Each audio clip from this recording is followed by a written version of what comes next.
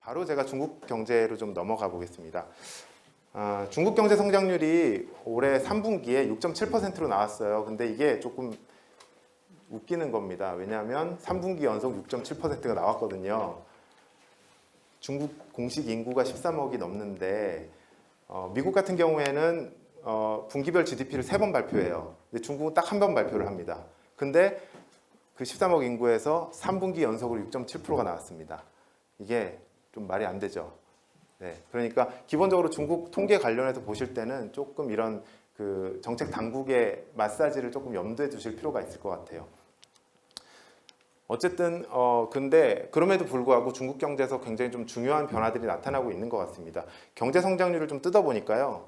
3차 산업 경제 그 성장률이 계속 2차 산업을 압도를 하고 있어요.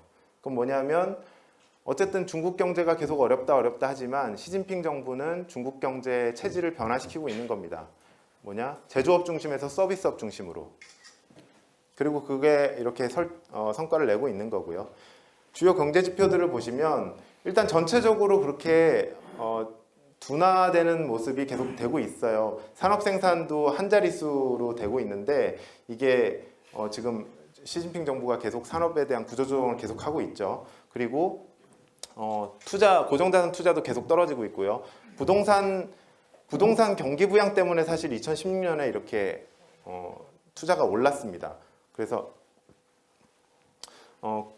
이런 상태고요. 소매 판매 같은 경우에는 9월에 한 두 자리 10.7% 정도 나왔는데 이게 이유를 보니까 주택 시장 활황하고 뭐 자동차 소비세 인하 같은 그런 정책 때문에 이렇게 된 거고요. 그래서 이게 앞으로 중국 내에서 소비가 얼마나 이루어질까 이거는 이제 중국 정책 당국이 재정 지원이나 그런 그 부양책을 어떻게 쓰느냐에 좀 많이 좌우가 되는 것 같습니다. 또 한 가지 긍정적인 움직임은 생산자 물가가 있죠. 이게 생산자 물가가 혹시 들어보셨는지 모르겠는데 지금 55개월째 마이너스였어요. 근데 그게 최근에 처음으로 플러스로 진입을 했습니다. 무슨 말이냐면 마이너스라는 거는 기업들이 계속 서비스나 제품 가격을 떨어뜨리면서도 내놓는다는 거거든요. 그러니까 이거는 기업이 계속 마이너스가 계속된다는 부실이 계속된다는 거죠. 근데 그런 상황이 55개월 만에 극복이 됐다. 라는 점에서 굉장히 좀 중요한 분기점이 좀 될 수 있을 것 같고요.